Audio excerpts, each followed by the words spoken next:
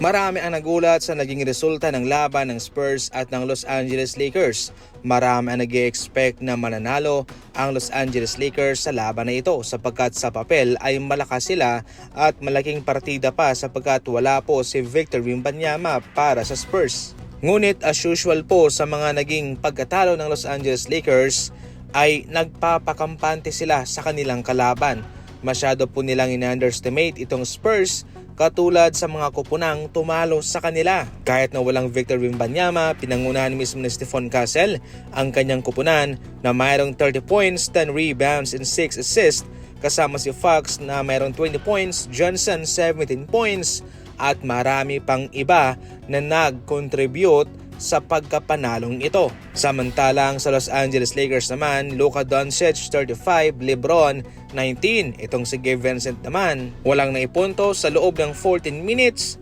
Tamang cardio lang, tamang exercise lang itong si Gabe Vincent mga idol. Dahil dito marami ang komunikasyon sa kakayahan ng Los Angeles Lakers na mag-contend sa susunod pa na level sa playoff, especially sa ngayon kung saan parang malakas lang sila sa regular season pero kung sa totoong laban na, kung nasa importanteng mga laban ay natatalo sila. Ang pagkatalong ito mga idol ay isang malaking kahihiyan para sa kanila sapagkat kung tutuusin sila sanang paborito na manalo sa labang ito. Gayunpaman, marami pa rin po ang nagbibigay ng credit sa Spurs sa kanilang magandang laban na ipinamalas laban sa Lakers. Sa kabilang banda naman, hindi na minamadali sa ngayon ng Boston Celtics itong si Jason Tatum. Ito ay pagkatapos na noong off-season ay marami kaagad ang mga nagsisilabasang balita, especially galing mismo kay Jason Tatum na siya ay makakabalik kaagad maski man raw sa Disyembre. Excited na bumalik si Jason Tatum para matulungan niya ang kanyang kupunan.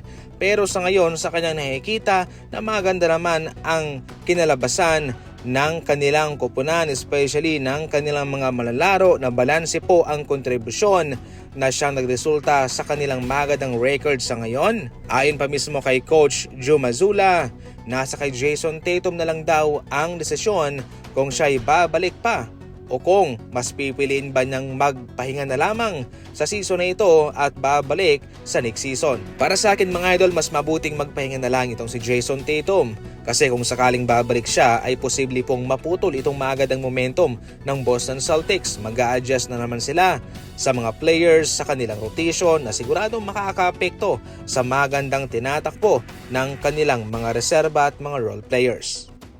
Hindi pa man na-trade si Kuminga sa ibang kupunan.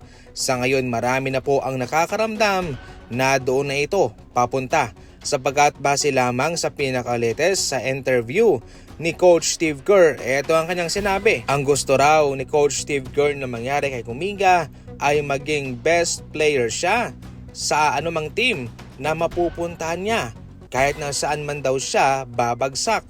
Kung dito man daw yun sa Golden State Warriors o sa ibang kupunan man. Kung mapapansin nyo, base lamang sa kanyang statement ay hindi na ito nakalimita lamang sa Golden State Warriors. Bagkos mayroon siyang idinagdag na statement na kung dito man sa Warriors o sa ibang kupunan.